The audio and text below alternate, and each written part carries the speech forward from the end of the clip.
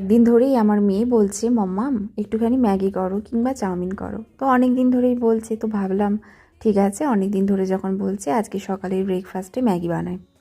মাম্মাম গেছে এখন স্কুলে, তো ভাবলাম ও স্কুল থেকে ফিরে ম্যাগিটাই খাবে। আর স্কুলটা যদিও বা ওদের বসে 7:30 থেকে, আর বেরিয়ে যেতে হয় ওকে 7টার সময়। 7টার সময় ওদের যে পুল কার আছে সে পুল কার চলে আসে। বাড়ি ফিরতে ফিরতে 11:10-15 হয়ে যায়। আবার কোনো কোনো সময় 11:05-এও আসে, কেন কি না ওই 11:10 দিকে ওদের ছুটি হয়। অনেকটাই টাইম টিফিন দিই, কিন্তু সেভাবে খাই না। তো ভাবলাম রোজ দিন দুধ মুসলি, দুধ ওটস আর দুধ কর্নফ্লেক্স তো খাই, ওগুলো হেলদি খাবার খেতে হবে। 11 দিন একটুখানি চিটমিল হতেই পারে। আর আমাদের জানো তো সপ্তাহে একদিনই ম্যাগিটা হয়।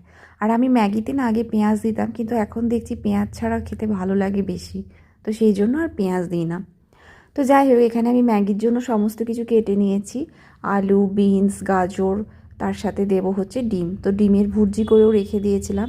তো এখানে মামার ম্যাগি রেডি। মাম্মামও স্কুল থেকে চলে এসেছে আর খুব ভালো করে ম্যাগি খাচ্ছে।